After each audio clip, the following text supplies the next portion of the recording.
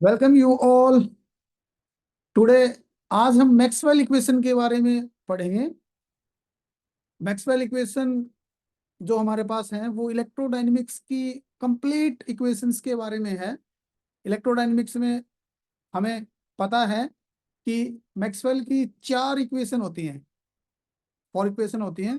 तो अब हम वन बाय वन उनके बारे में स्टडी करेंगे और वन बाय वन हम उनको लिखेंगे। और उसके बाद फिर हम एक एक को एक्सप्लेन करेंगे कि what is the meaning of that equation and what is the physical significance of each and every term in that. Then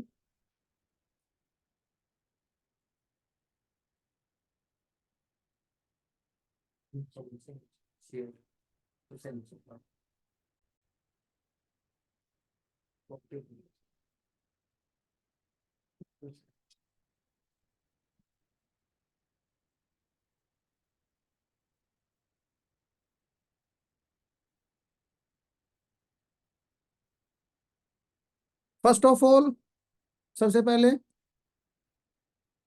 divergence of E, divergence of E equal to rho by epsilon naught. ये Gauss law of electrostatic है। This is Gauss law of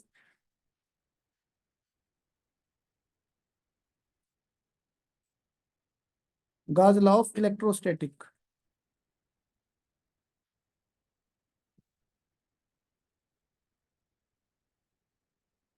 यहाँ पर divergence of E जो है हमारे पास में, divergence of E है, ये डेल ऑपरेटर है। ये डेल ऑपरेटर है और ये जो है this is a volume charge density. Rho जो हमारे पास है, रो क्या है हमारे पास में, charge per unit volume, charge upon में वॉल्यूम। इसीलिए इसको वॉल्यूम चार्ज डेंसिटी हम बोलते हैं। और एप्सिलॉन नॉट आप सभी को पता ही है, ये आपके पास इलेक्ट्रिकल परमिटिविटी है, ये आपके पास में। अब जो डाइवर्जेंस ऑफ ई है, what is the meaning of this?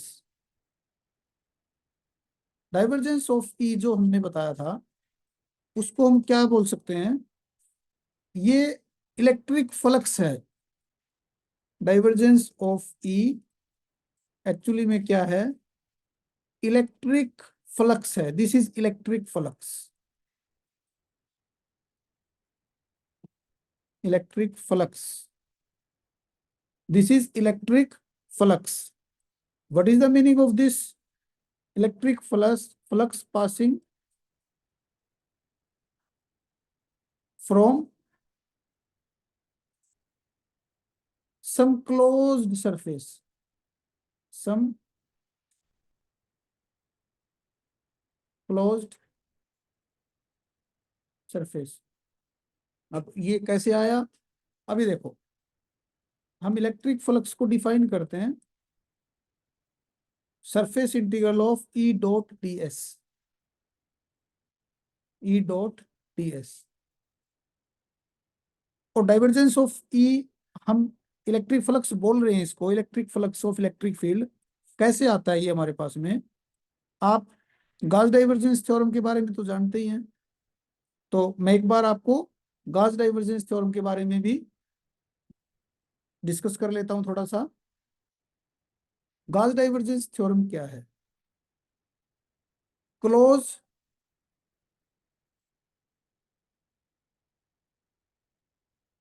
Gauss divergence theorem क्या है हमारे पास में, ई डॉट क्लोज सरफेस से वॉल्यूम इंटीग्रेशन के ऊपर हम जाते हैं, वॉल्यूम इंटीग्रेशन पे हम जाते हैं। Then divergence of E into में डीवी। तो this is electric flux, this is electric flux. ये फाई ई है इलेक्ट्रिक फ्लक्स, वॉल्यूम इंटीग्रेशन है डाइवर्जेंस ऑफ ई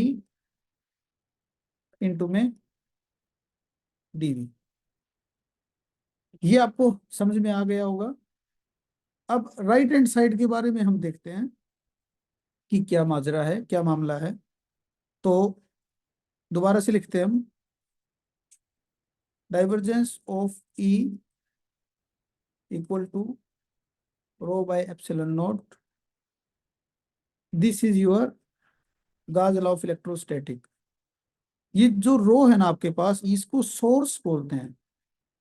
सोर्स किसका सोर्स है? ये इलेक्ट्रिक फील्ड का सोर्स है। अब क्या होता है हमारे पास में, जैसे ये एक मैंने स्फीयर ड्रॉ किया और इसके सेंटर में मैंने रो अमाउंट ऑफ चार्ज रख दिया। तब क्या होता है, इलेक्ट्रिक फील्ड लाइन बाहर की तरफ जाएंगी अगर ये पॉजिटिव चार्ज है तो। आप देख पा रहे हैं अब कितने लाइन बाहर गई। इसको हम फ्लक्स से मेजरमेंट करते हैं, इलेक्ट्रिक फ्लक्स बोलता है, जिससे हम इसको मेजरमेंट करते हैं। ये आपके पास मैक्सवेल फर्स्ट इक्वेशन जो है, इसको गाज लॉ ऑफ इलेक्ट्रोस्टैटिक हम बोलते हैं।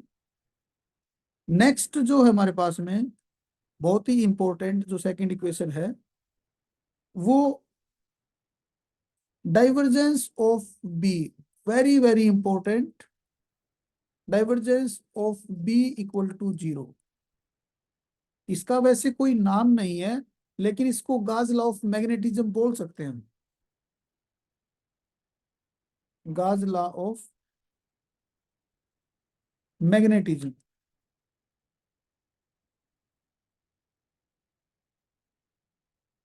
गाज लॉ ऑफ मैग्नेटिज्म है।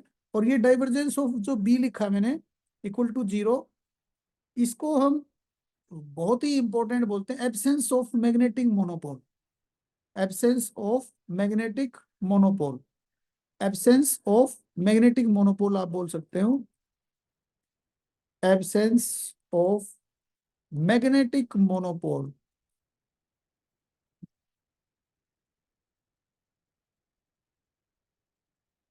अब इस बात से क्या मतलब निकलता है, क्या सीखना चाहते हैं हम?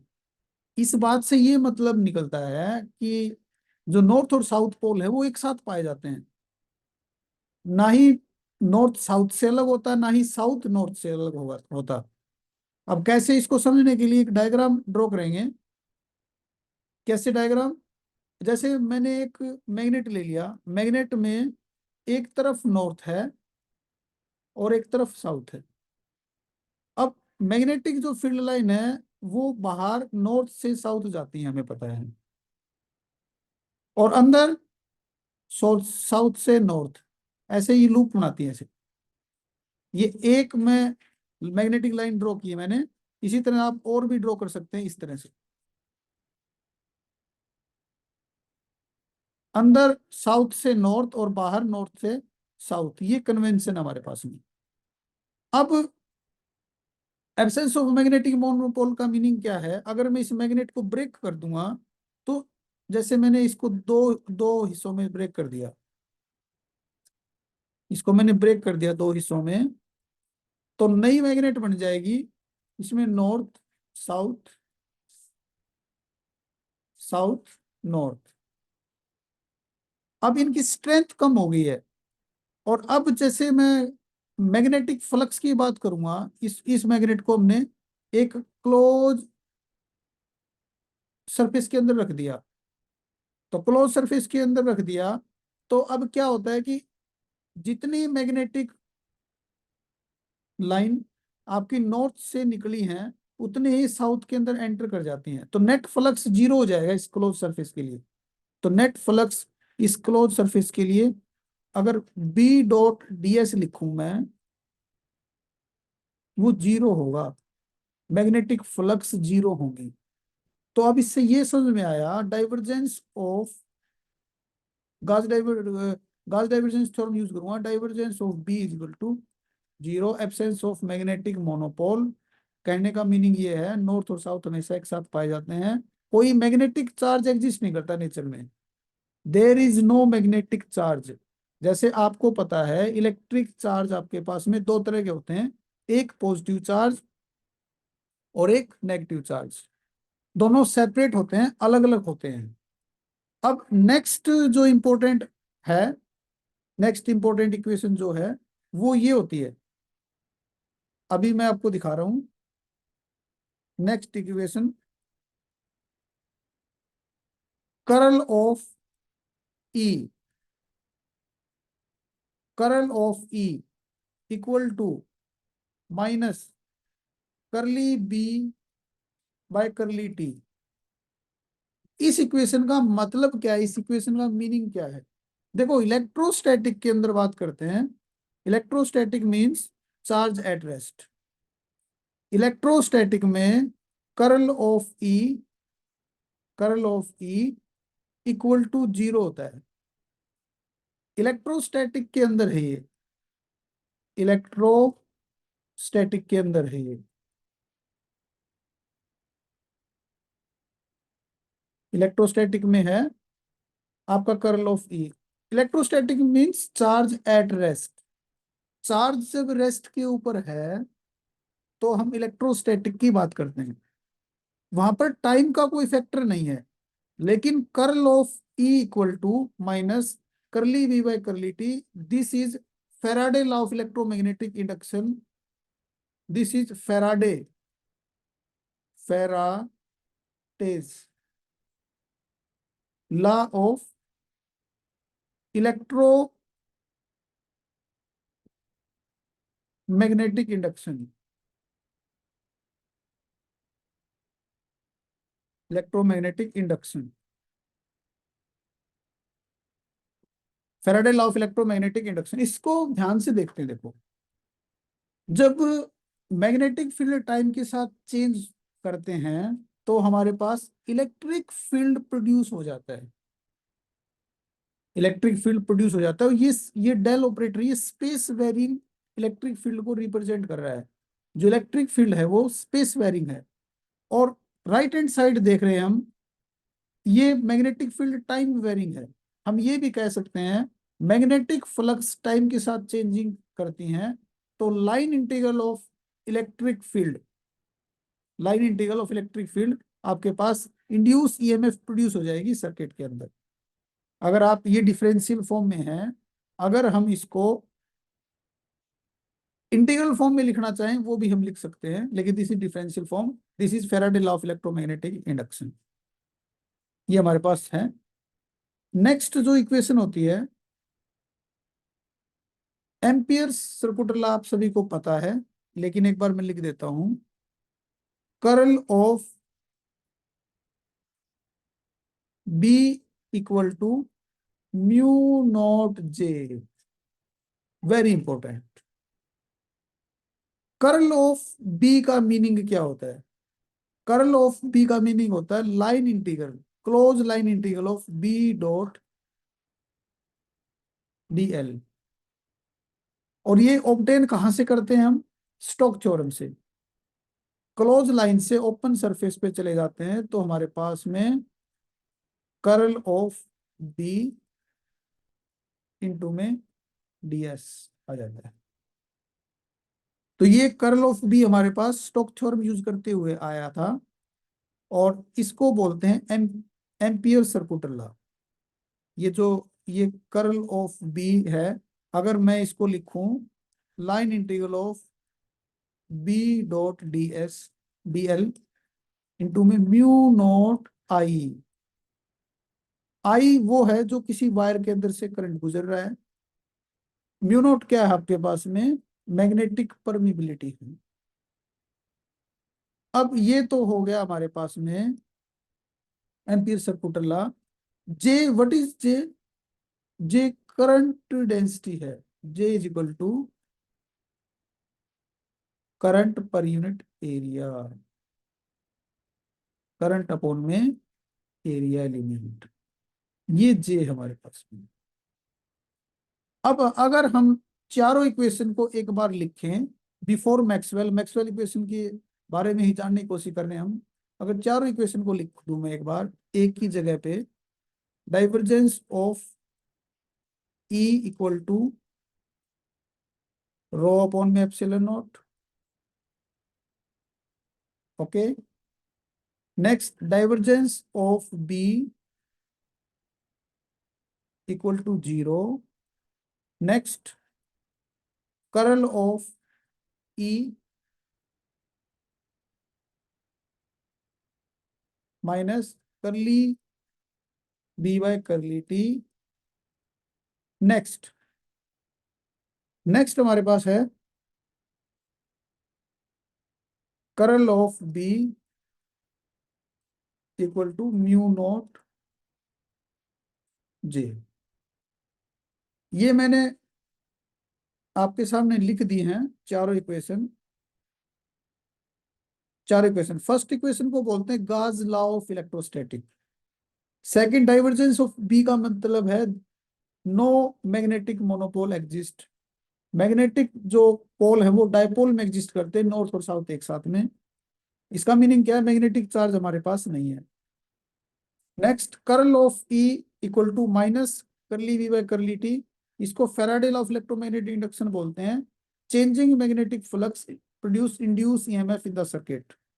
नेगेटिव साइन किस वजह से आया, ये लेंज लॉ के कारण आया। लेंज लॉ क्या करता है, जिस वजह से इंड्यूस ईएमएफ प्रोड्यूस होती है ना, वो अपने काज को ही अपोज करता है। लेंज लॉ का मीनिंग ये होता है।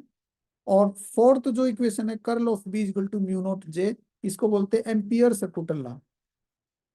आप सभी को ये क्लियर हो गया होगा, अच्छी तरह समझ में आ गया होगा कि ये चार इक्वेशन बिफोर मैक्सवेल है।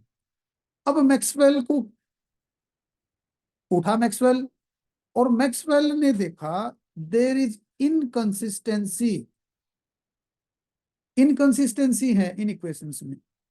कैसे, वो मैं आपको दिखाता हूं कैसे। अगर मैं अब इसको नंबरिंग कर देते हैं, ये इक्वेशन 1 बोल देते हैं, इसको इक्वेशन 2 बोल देते हैं, इसको इक्वेशन 3 बोल देते हैं, और इसको इक्वेशन 4 बोल देते हैं। ये चार इक्वेशन मैंने आपके सामने लिख दिए हैं। Divergence of E is equal to rho upon में epsilon naught.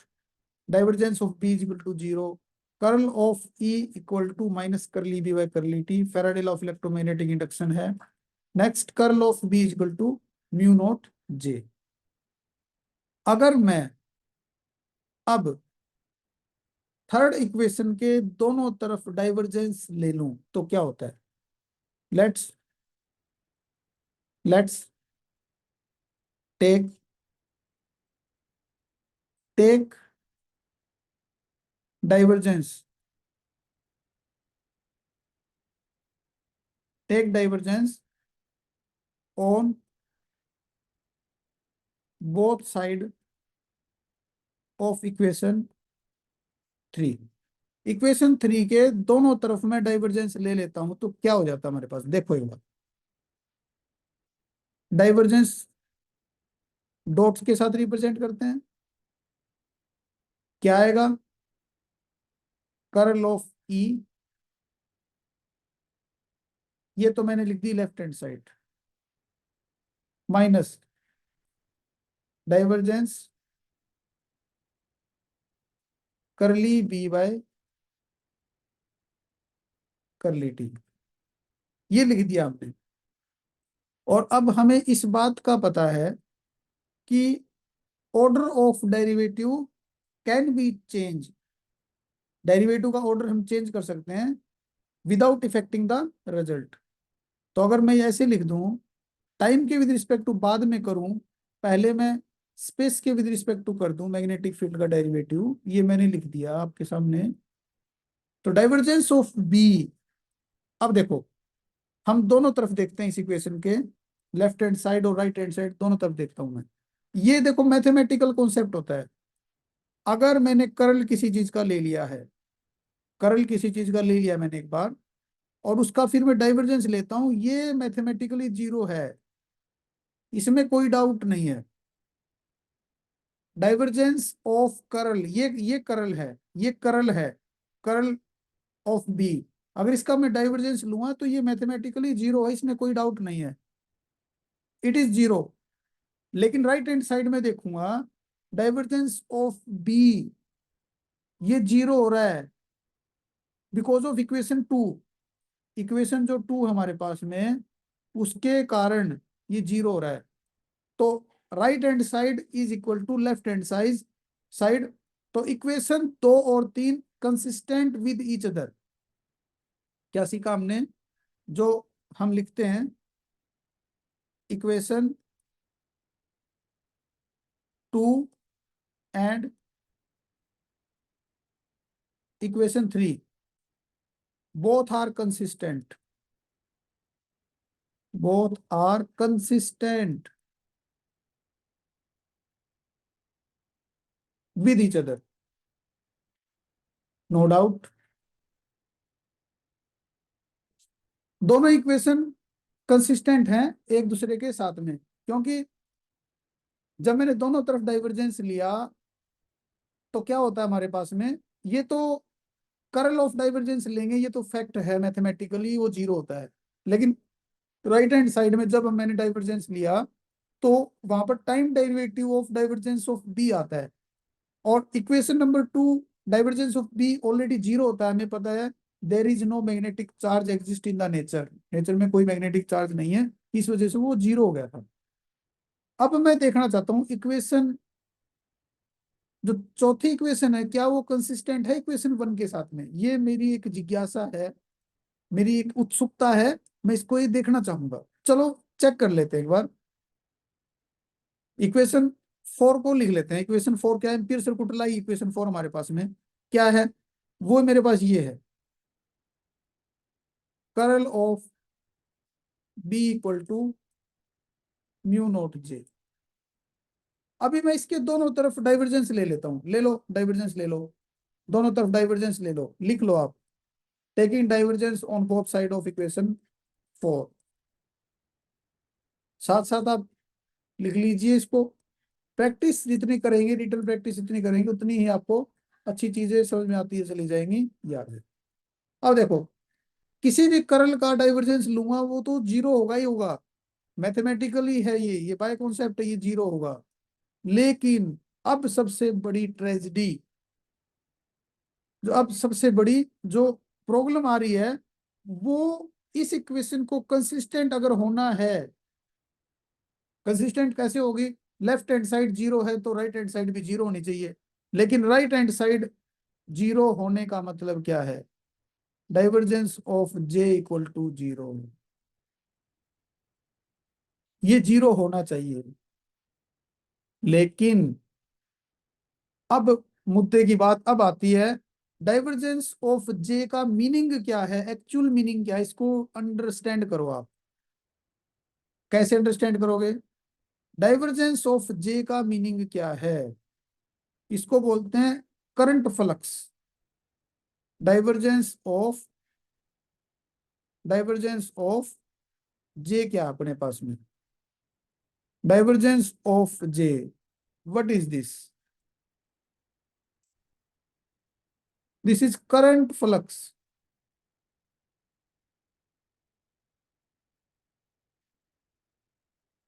This is current flux. ये आपके पास में कैसे? जैसे मैं इसको ऐसे लिख दूं, J dot D S equal to volume integration of divergence of J into में डीवी, ये हमारे पास हो जाता है। अब डाइवर्जेंस ऑफ जे जीरो आ गया था, इसका मीनिंग क्या है? ये जीरो है, ये जीरो है। J dot D S, J dot D S zero है। What is the meaning of this? This is current, current flux. ये क्लोज सरफेस मैंने खींच दिया, इसके अंदर से ये करंट आ रहा है यहाँ से, ये इस क्लोज सरफेस से बाहर की तरफ फ्लो कर रहा है करंट। तो इसका मीनिंग क्या है? करंट कब फ्लो करता है, आप बताइए? करंट तब फ्लो करता है जब हमारे पास में चार्जेस का डिफरेंस हो। यहाँ पर पॉजिटिव चार्ज है और करंट फ्लो करेगा, करंट फ्लो करेगा, यहाँ पर नेगेटिव चार्ज है। ये पॉजिटिव चार्ज यहां से यहां जाएगा तभी करंट होगा। Movement of charge is known as current. अभी प्रॉब्लम क्या आ रही है हमारे पास में? प्रॉब्लम सबसे बड़ी ये आ रही है, डाइवर्जेंस ऑफ जे जीरो होना चाहिए, लेकिन divergence of J can not be zero. क्यों जीरो नहीं होना चाहिए? क्योंकि हमारे पास इक्वेशन ऑफ कॉन्टिन्यूटी होती है।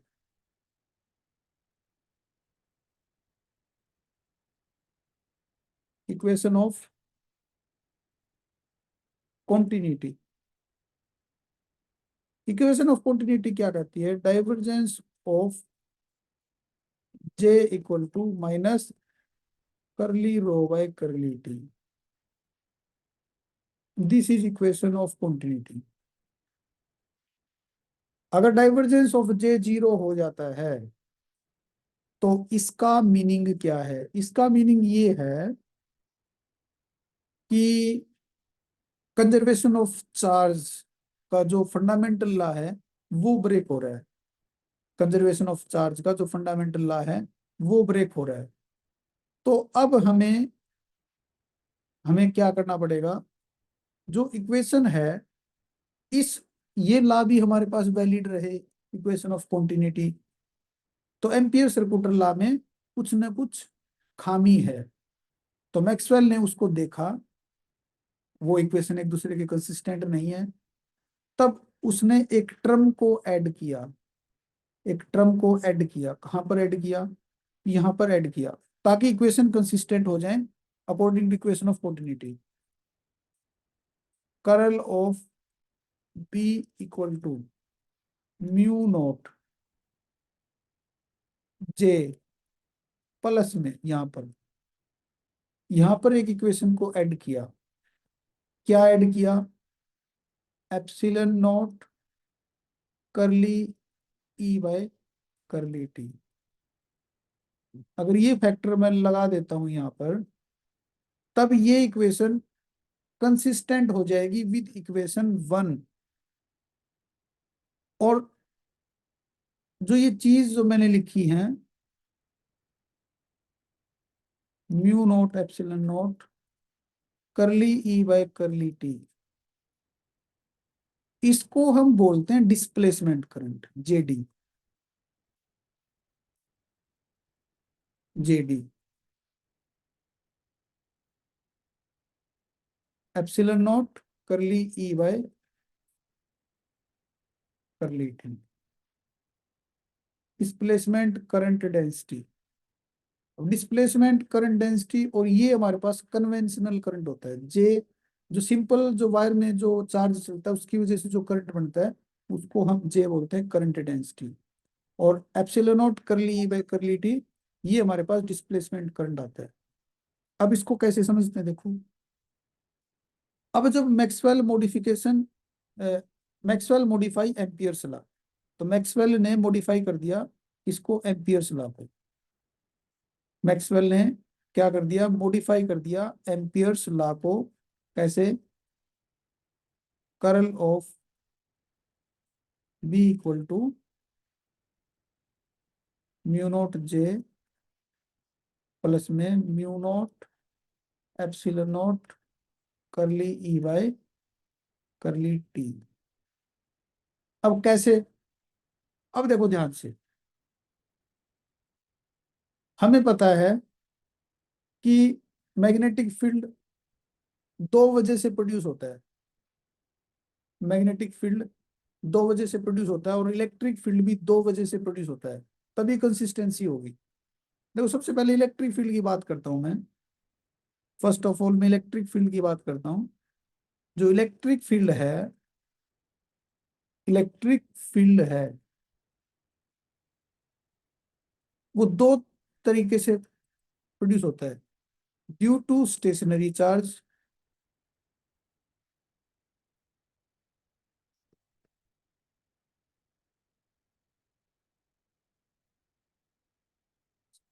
Second Faraday law of electromagnetic induction कहता है by changing magnetic flux, by changing magnetic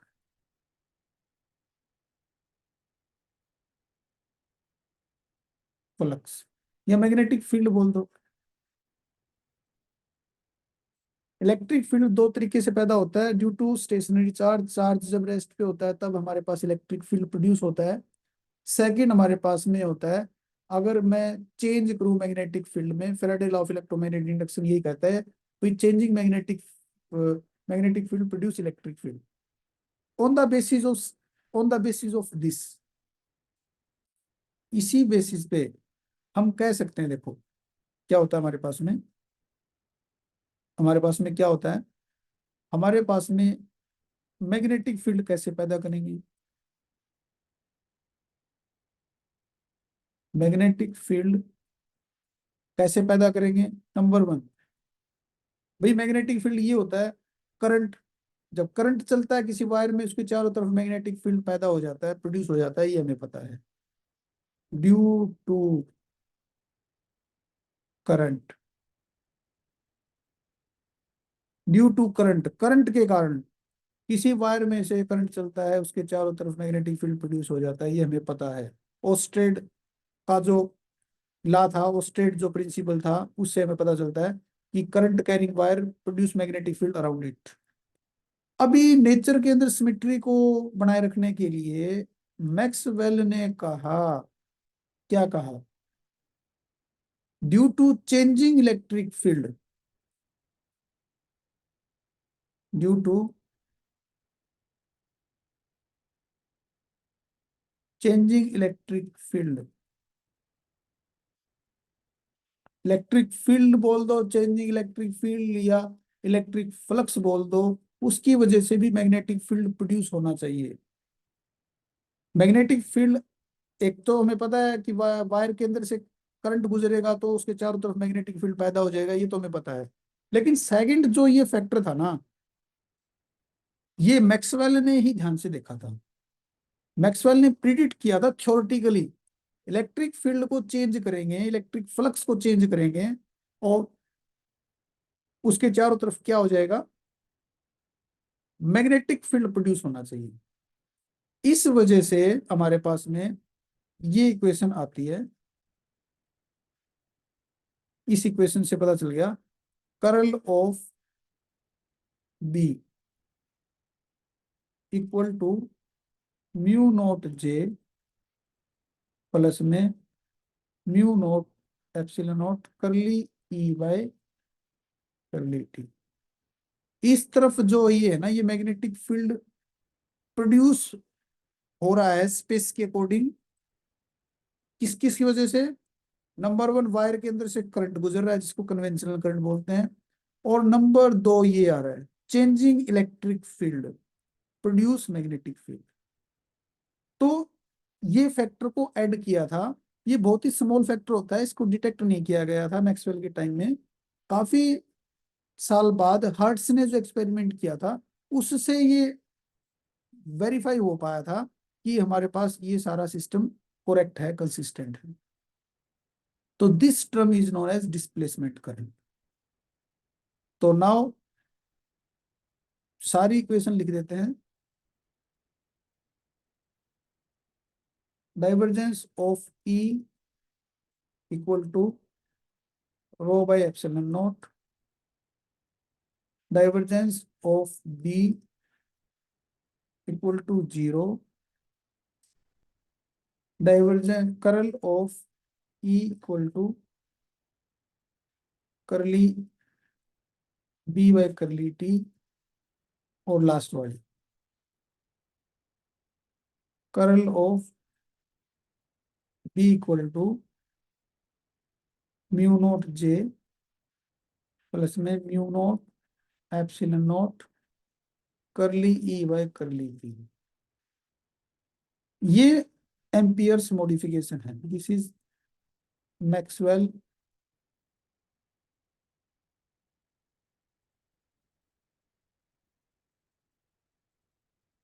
Maxwell modification two ampere से बाहर, ये आपके पास में है। ये इनको मैक्सवेल इक्वेशन बोलते हैं।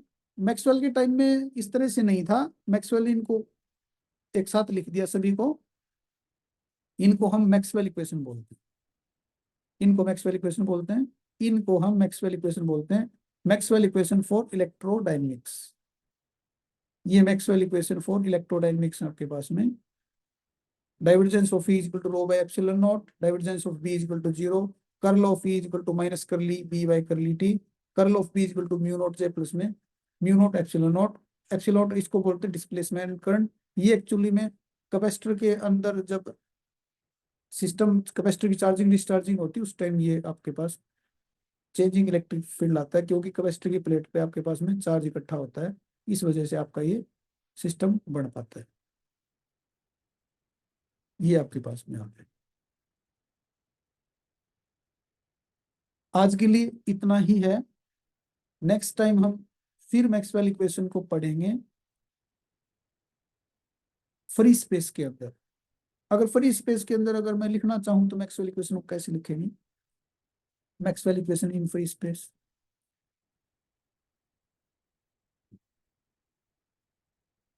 Maxwell equation in free space. Free space के अंदर रो भी जीरो होगा, क्योंकि स्पेस फ्री है तो रो भी जीरो होगा और जे भी जीरो होगा। तो मैक्सवेल इक्वेशन जो बन जाती है फ्री स्पेस में, ये दोनों जीरो पुट कर दो मैक्सवेल इक्वेशन में, ये अपने पास आ जाएंगे।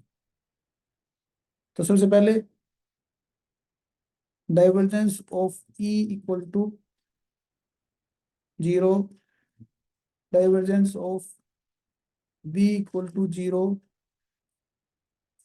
फैराडे लॉ में कोई चेंज नहीं होगा। Curl of E equal to minus curly curly B by curly T, curl of B is equal to mu not epsilon not curly B by curly. This is Maxwell equation in free space. Okay,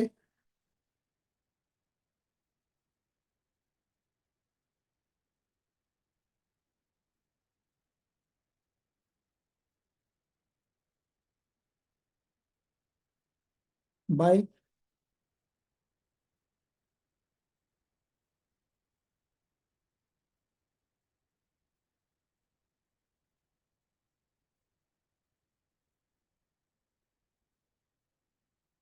Sumit, देख लो।